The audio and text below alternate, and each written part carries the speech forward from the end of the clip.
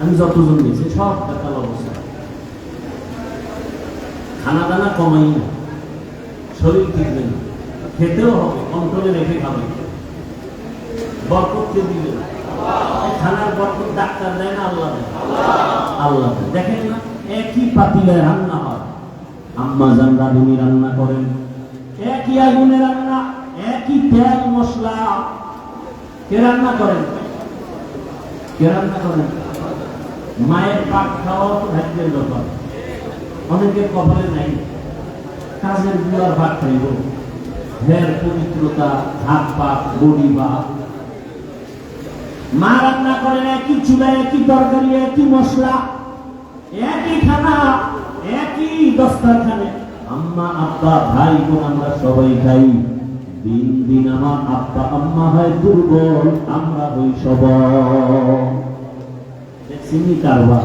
এই জ্ঞানীরা অনেক বুদ্ধি নিয়ে চলেন, বলেন একই খানা, একই তরকারি, একই মশলা, মা বাবায় খাইয়া শক্তিশালী হয় না দুর্বল? আর আমরা কুদরতটা তাদের কুদরত দারি বরকমান আনতা রব্বি আনতা হাসবি যুল জালাল তুহি কাদের জলিলুল্লাহ জাহাদার বহর হালে তুহি মেরা নিগাহদার। রোজা নিয়ে করা যায় না? শরীর সুস্থ রাখার জন্য যদি চান তো রোজা হয়। আমার অনেক রোজাদার এমন আছে যে চিন্তা করে সারাদিন তো খাওয়ানো নাই, সাহারি পেট খাই ভর্তি খাইতে খাইতে খাইতে খাইতে আসাম যায় তখনও লোকমা খাইয়ে জায়গায় হয়ে গেছে, আর তার আবার শক্তি নেই, চিন্তা করছে কি করেনটাও টুকাই, এই খাওয়া খেলে হবে? রসুল একটু পানি দিয়া সাহারি করে হয়েছে, একটা খেজুর দিয়ে একবারই হয়ে গেছে। ওই মুরব্বীরা বলতেন 3টা জিনিস বাড়াইলে খালি বাড়ে, কয়টা বাড়ে? 3টা জিনিস, যত বাড়াবেন তত বাড়বে। আহার, নিদ্রা, ভয়। খাওয়ান যত বাড়াবেন বাড়তেই হবে, ঘুম যত বাড়াবেন বাড়তে থাকবে, ভয় যত বাড়াবেন ততই বাড়তে থাকবে। আপনি ভয় করতেছেন, কি বললে কি হবে? না, ভয়কে জয় করবে, এর নাম মুসলমান। ভয়কে জয় করতে হবে, ভয় বসে থাকার সময় নেই। এদেশ আমার, আমি আল্লাহর গোলাম, এদেশের নেতৃত্ব আমাকেই দিতে হবে।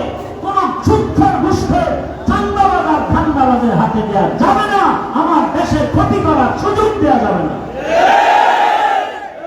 মায়ের ইজ্জত নষ্ট করবে, সুযোগ দেওয়া যাবে না। ছেলের হাতে দেশ দিলে দেশ ধ্বংস হয়ে যাবে, জাতি ধ্বংস হয়ে যাবে। একজন সচেতন মানুষ কোনদিন দেশ ধ্বংস করার সুযোগ দিতে পারে না।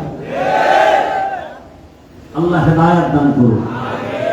আলেম ওলামারা আপনাদেরকে অনেক কথা বলেন, আলেম ওলামারা আপনাদেরকে বিশাল চাকরি দিবেন, কোটি টাকার মালিক বানাবেন, 5তলা বিল্ডিং করবেন। এই চাপাবাজি শোনার দরকার নেই, বলার দরকার নেই। এতটুকু আলেম ওলামারা বলবে 100% গ্যারান্টি দিয়ে কি এই দেশ যেভাবে আছে ক্ষতি হওয়ার হাত থেকে আলেমরা এতটুকু পাহারাদারি করবেন, কোন চোর, কোন দুর্নীতিবাজ, চান্দাবাজ, ধান্দাবাজ এই দেশের কোনো ক্ষতি করতে পারবে না, এই জাতির কোনো ক্ষতি করতে পারবে না ইনশাআল্লাহ। এই গ্যারান্টি দেওয়ার সম্ভাবনা আছে না নাই?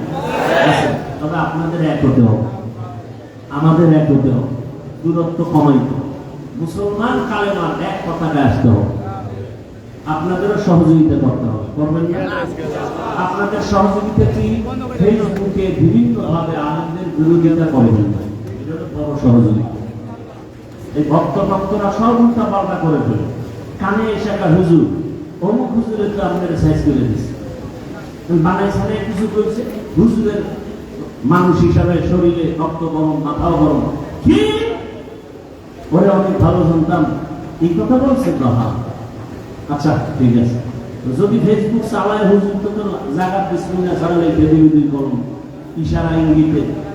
আমি আলেম ওলামাদের থেকে আশা করি এই আপনাদের মধ্যে এরকম ঝামেলা যুক্ত লোক আছে না?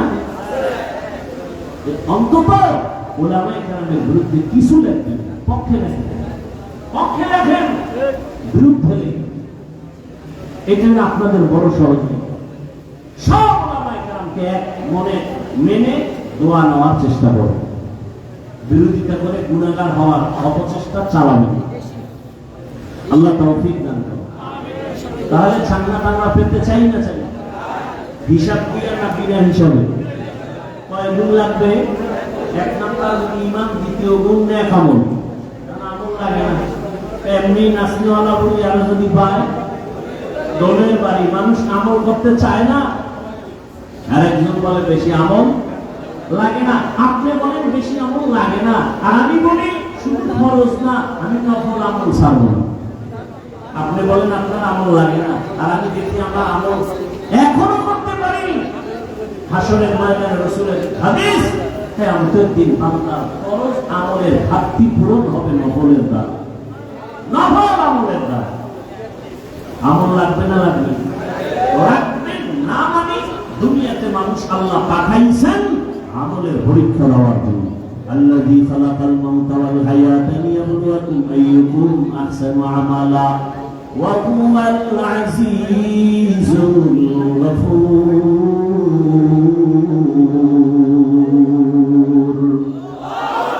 ঈমান আর আমলের এই দুইটা দায়িত্ব পালন করার পর এরপরে দায়িত্ব ঈমান আমলের দাওয়াত অন্যকে দিব।